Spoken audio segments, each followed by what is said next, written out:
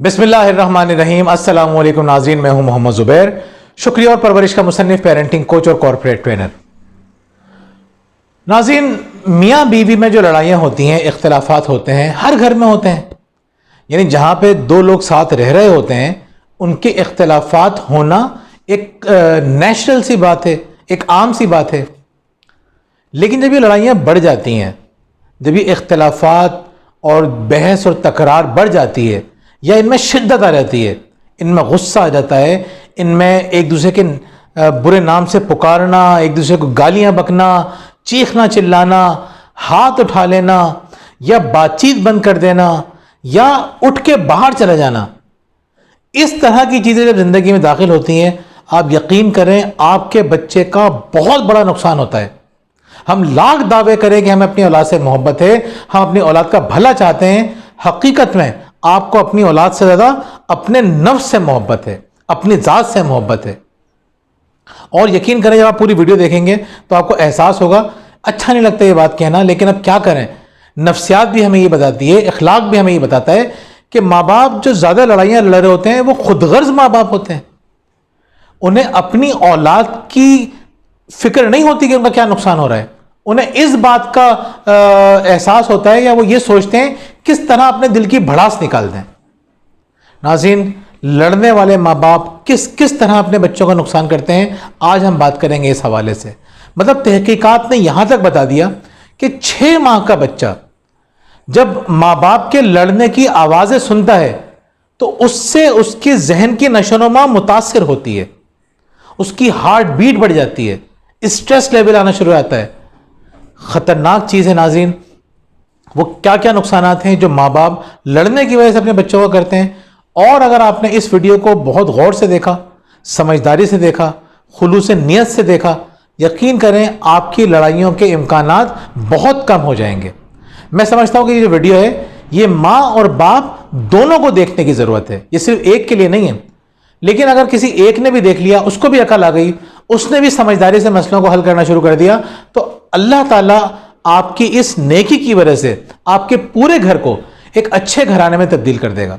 तो नाज़रीन, हम बात करेंगे कि वो कौन से नुकसानात हैं जो हमारे यहाँ के बच्चों को माँ बाप के झगड़ों, दुनिया भर के बच्चों को, हमारे बच्चे क्या दुनिया भर के बच्चों को माँ बाप की लड़ाइयों की सूरत में भुगतना पड़ते हैं। पहली बात मैं आपको ये बताऊं कि बच्चे अदम तहफ़्फ़ुज़ का शिकार हो जाते हैं। जब माँ बाप की लड़ाइयाँ होती हैं तो बच्चे अदम तहफ़्फ़ुज़ का शिकार हो जाते हैं, उनकी शख्सियत टूट फूट का शिकार हो जाती है। उन्हें डर लगने लग जाता है कि कहीं ये ना हो जाए, कहीं वो ना हो जाए, कहीं बात बहुत ज़्यादा ना बढ़ जाए, कहीं बात तलाक तक ना पहुँच जाए, वगैरह वगैरह। लेकिन बच्चे डरना शुरू हो जाते हैं।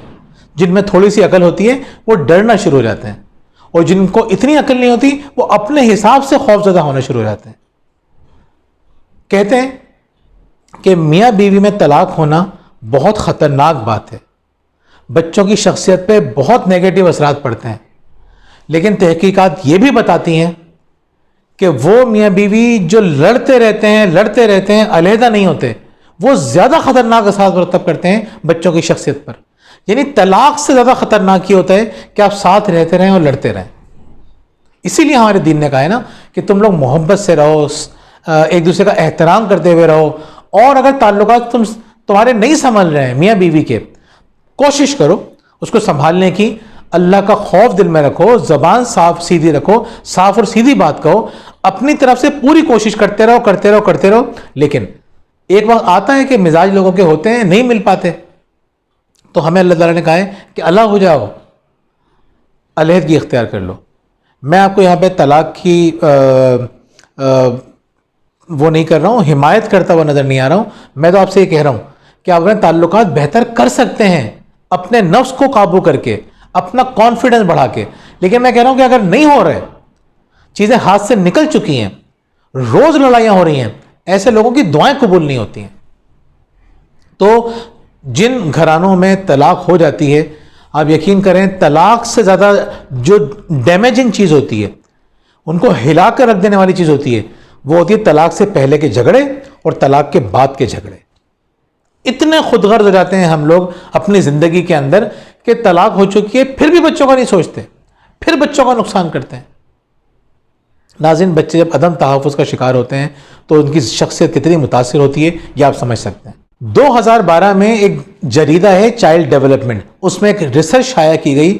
बताया गया 235 मिडिल क्लास घरानों को लिया गया, उनकी एक्टिविटीज़ देखी गई और ये देखा गया कि वो कितना झगड़ते हैं। बच्चे कौन से थे? बच्चे केजी में पढ़ा करते थे। आप देख लें 4 साल के बच्चे, 5 साल के जो बच्चे होते हैं उस एज के बच्चे, या ज़्यादा से ज़्यादा 6 साल के बच्चे, उन बच्चों की वालदेन को देखा गया, 235 वालदेन को, और देखा गया कि वो कितना लड़ते हैं। 7 साल के बाद जब बच्चों की शख्सियत का जायज़ा लिया गया, साइको एनालिसिस किए गए और बाकी चीज़ें देखी गई, तो क्या बात सामने आई आपको पता है? वो बच्चे जहां पे ज़्यादा लड़ाइयां होती हैं, बच्चे डिप्रेशन, स्ट्रेस, एंग्जाइटी का शिकार थे। यानी आप अंदाज़ा करें कि 11-12 साल का बच्चा, उसकी ज़िंदगी कितनी खूबसूरत होनी चाहिए। वो हम तो समझते हैं कि बड़ी बेफिक्र ज़िंदगी है, बहुत अच्छी ज़िंदगी है। अगर माँ बाप, बहुत माजरत के साथ, अगर हम माँ बाप बेवकूफ़ी पे उतर आए, अपनी नादानी पे, झगड़ालू शख्स को क्या कहता है हमारा दीन? जाहिल शख्स की निशानी है कि वो झगड़े करता है। तो अगर हम जहालत पर उतर आए तो उस जहालत का खमियाजा किसको भुगतना पड़ रहा है? सबसे पहले मुझे, अगर मैं लड़ रहा हूं, फिर मेरी शरीक हयात को, और साथ साथ बच्चों को। अच्छा, बच्चों को ज़्यादा इसलिए भुगतना पड़ता है, जहन कमज़ोर होते हैं। नाज़रीन, आप खुद सोचें कि हमारे बच्चे एंग्जाइटी का शिकार हैं, मुस्तकबिल की वजह से परेशान है कि कहीं ऐसा ना हो जाए, कहीं वैसा ना हो जाए। कितनी ख़तरनाक बात नहीं है? नाज़रीन, अगले साल 2013 के अंदर चाइल्ड डेवलपमेंट जो जरीदा छपा, उसमें उन्होंने बताया कि बच्चों की इम्तिहानात की कारकर्दगी ख़राब हो जाती है, पढ़ाई में उनकी परफॉर्मेंस ख़राब हो जाती है। ड्रॉप आउट जो होते हैं ना, बच्चे जो बीच में तालीम छोड़ के भाग जाते हैं, ज़्यादातर बच्चे वो होते हैं जिनके घर में माहौल ठीक नहीं होता। हम पहले देख चुके हैं, हमने पड़ोसी मुल्क की मिसाल देख चुके हैं कि वहाँ पे हर 1 घंटे में एक स्टूडेंट खुदकुशी करता है। यानी 24 घंटे में 24 स्टूडेंट्स खुदकुशियाँ करते हैं। कितनी खतरनाक बात है।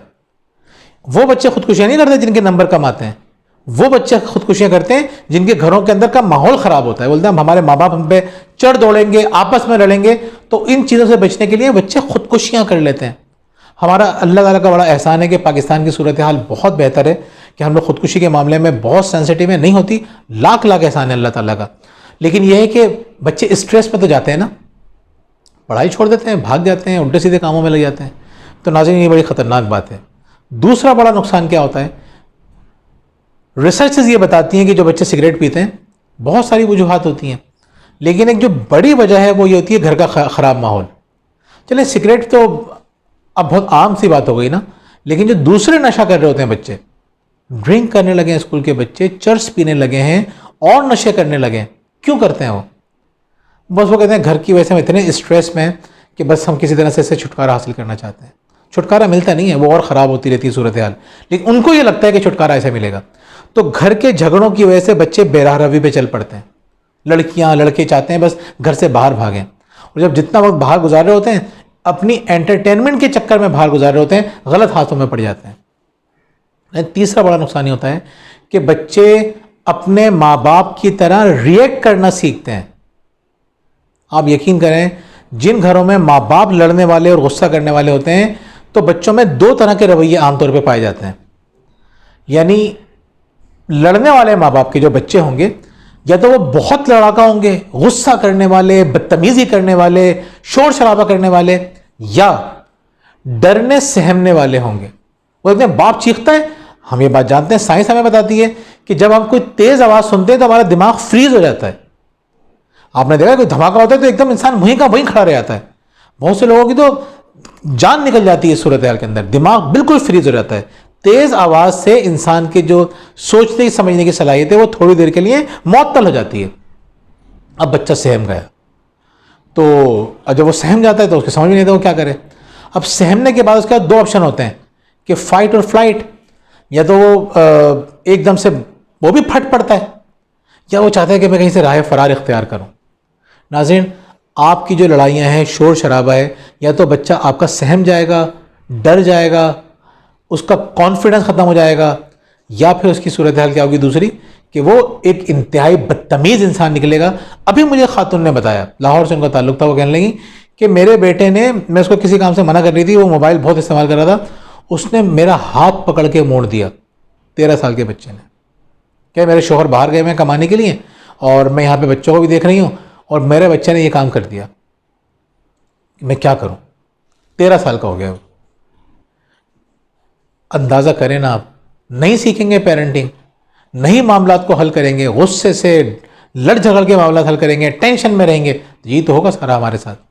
तो नाज़रीन, बच्चों की शख्सियत पे ये ख़तरनाक असर पड़ता है कि बच्चे आपकी तरह से रिएक्ट करना शुरू कर देते हैं।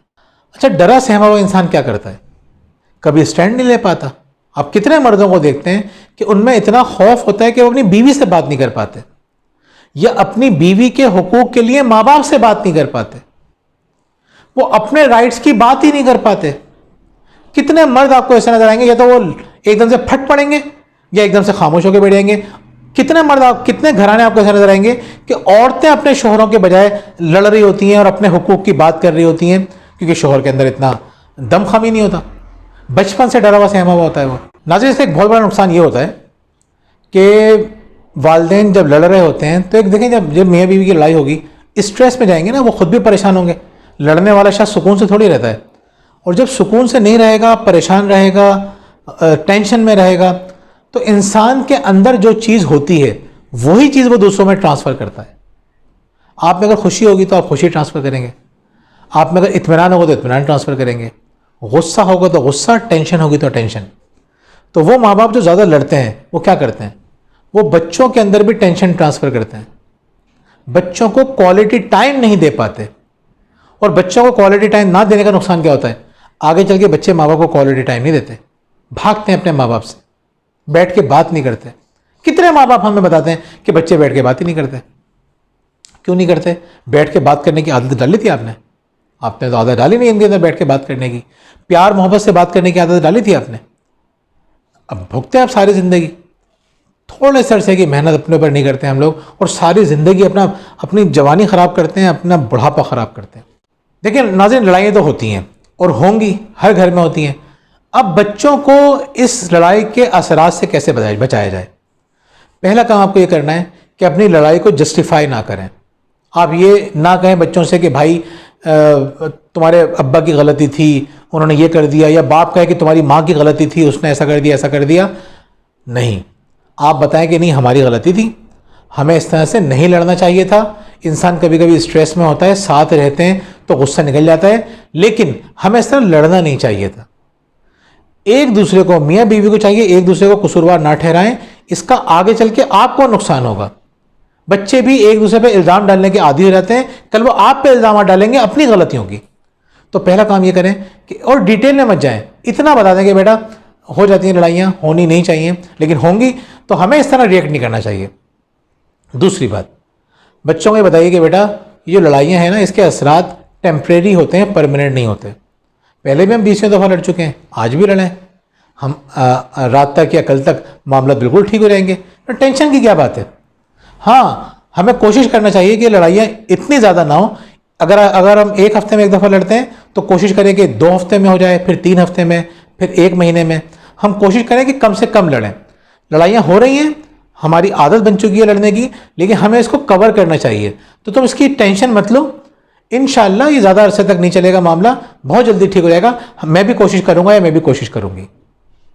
तीसरी बात नाज़रीन, ये एहसास दिलाइए, बच्चों में एक गिल्ट आ जाता है बहुत सारी दफ़ा कि लड़ाइयों की वजह हम है। क्योंकि होता ही है कि लड़ाइयों में लोग बच्चे को भी घसीट लेते हैं और गुस्सा बच्चों पे भी उतारते हैं। तो बच्चों को ये एहसास निदामत जो इंतहाई ख़तरनाक हो जाती है बच्चों के लिए, वो गिल्ट में चले जाते हैं, हमेशा अपने आप को कसूरवार समझते रहते हैं। तो बच्चे क्या करते हैं, बच्चे सोचते हैं कि हमारा ही कसूर है। बच्चों को एहसास दिलाओ, बेटा you are not responsible, we love you, we are with you, और परेशान होने की ज़रूरत नहीं है। हम तुमसे पहले जितनी मोहब्बत करते थे अब उससे ज़्यादा करते हैं। तो ये वक्ती चीज़ें सही हो जाएंगी। इतना सुकून से जब आप सोचेंगे और बातचीत करेंगे ना, मुश्किल है ये बातें, मैं ये नहीं कह रहा कि बहुत आसान है, लेकिन यकीन करें बहुत सारे लोगों के लिए मुश्किल नहीं है जिन्होंने आहिस्ता आहिस्ता प्रैक्टिस कर ली। ये बिल्कुल जिम्मेदारी से कह रहा हूँ, जिन लोगों की इन चीज़ों की प्रैक्टिस नहीं है उनके लिए मुश्किल है, लेकिन जो लोग इसको प्रैक्टिस कर चुके हैं उनके लिए मुश्किल नहीं है, वो आदी हो जाते हैं। अपने बच्चों को अपने लड़ाई झगड़ों के पैदा होने वाले असरात से बचाइए, और ये सीखिए कि मियाँ बीवी किस तरह से मोहब्बत से रह सकते हैं। इस पर हम 3-4 वीडियोस बना चुके हैं। मैंने वजिया के साथ मिलकर भी बनाई है, अकेले भी बनाई है, आप वो वीडियोस देख सकते हैं। इंशाल्लाह हम एक और वीडियो बनाएंगे जिसमें ये बताएंगे कि मियाँ बीवी झगड़ों से बच के मोहब्बत भरी ज़िंदगी कैसे गुजार सकते हैं। तो हमारी वीडियोस देखते रहिए, इंशाल्लाह दोबारा मुलाकात होगी। बहुत बहुत शुक्रिया।